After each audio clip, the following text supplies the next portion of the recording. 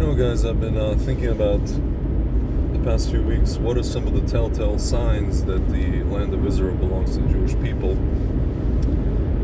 And I think that for me, and this is going to sound, I guess, morbid or go into the realm of morbidity, but for me,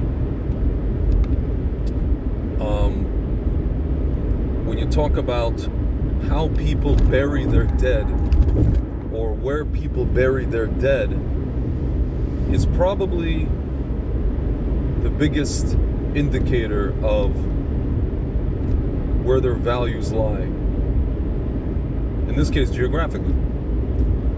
Folks, I'm sure some of you may have heard about the tragic accident that happened in Brooklyn on Shabbat. The Sada family, a mother and two children, two young kids. I think it was a boy and a girl, mowed down by a Jewish lady who was obviously, she's not keeping Shabbat. She's driving, like a crazy person, had a horrible driving record, and just mowed down this tzaddik mother and her children. And so my friend just sent me a link to what? Their funeral. Where is their funeral, guys? Their funeral is in Israel. And guys, I gotta tell you, this is not the first time I've heard of a Jew who passes away in what we call Chutz La'aretz, outside the land of Israel. Notice, by the way, even the wording that we use for Israel sometimes is, for anything outside of Israel, right? We say Chutz La'aretz. We say outside the land with a capital L. We don't even say Chutz L'Israel. We say Chutz La'aretz. Outside land. Outside the land. And everybody knows what we're talking about, guys. And we've been saying Chutz La'aretz for, centuries, millennia, really, right? Or, for example, when I flew to Israel, and I remember I was in Newark Airport, and I was going. Once you go into a certain part of the airport, like you check in, and then United Airlines, you have to go through another thing. So this guy asked me, "Are you flying to the Aretz?" Right? He didn't ask me if I'm flying to Israel. Are you flying to the land? I said, yeah, I know exactly what he's talking about. Folks, so people who pass away in Chutz La'aretz are flown immediately. If you're talking about some, it's only religious people, there's some non-religious people. People are flown immediately to the Aretz. They're flown immediately to Israel to be buried in Israel. My friends, people buy plots, burial plots for themselves and their loved ones in Israel. My friends, you know what this is connected to? This is connected to, it goes all the way back to Adam and Chava, Adam and Eve, that we come from the earth, right?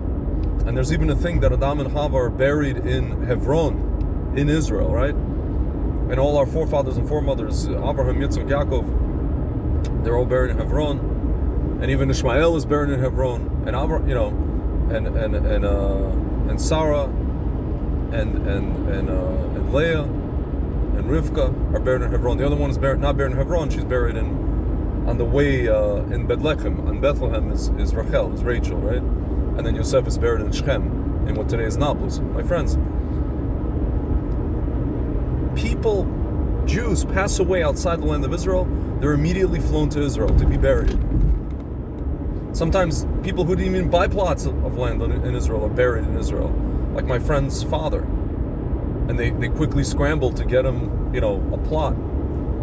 Somehow, some way, they found him a plot in Israel, and, he was flown there the next day, the day of, the night of, whatever it was.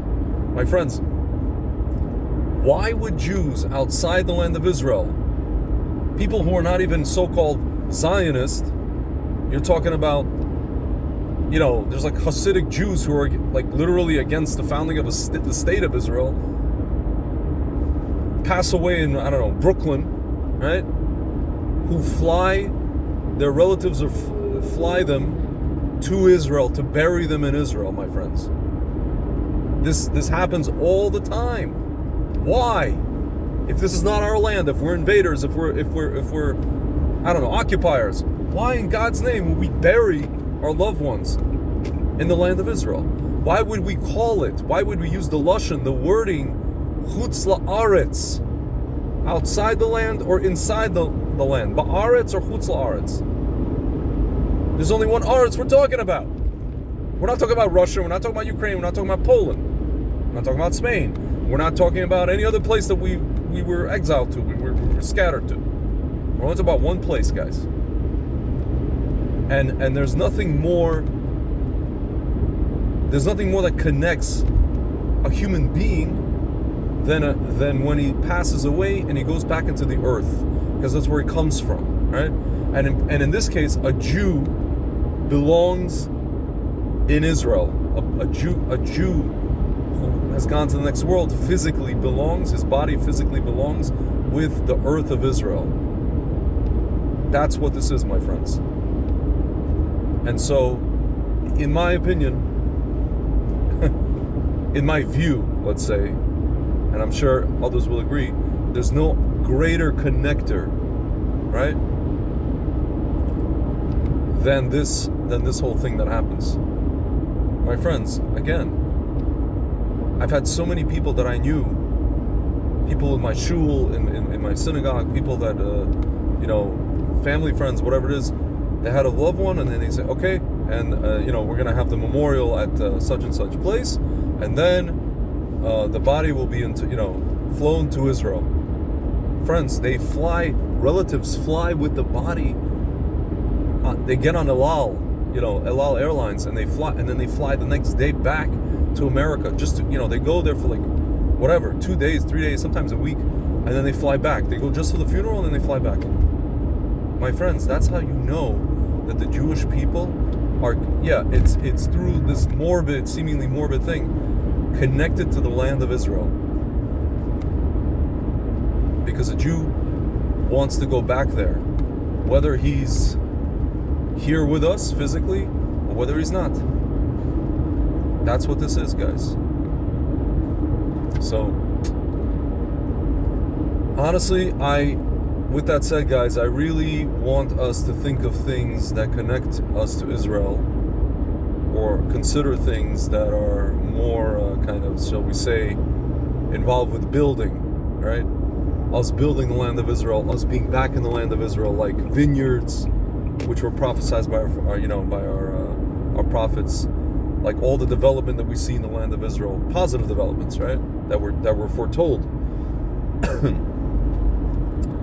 And those are those we can see, but those are, you could say, well, colonizers can come, and any colonizer can come into a particular land and build, on top of people who were there, or build at the expense of others. Let's say, that's the argument.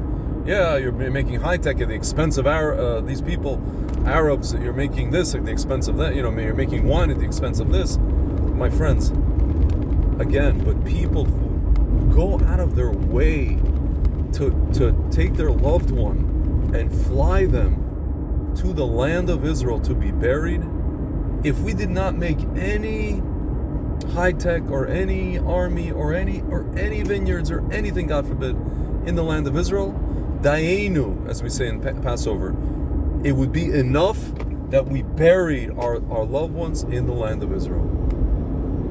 And that, for me, is one of the strongest things. All right, guys. Talk to you soon.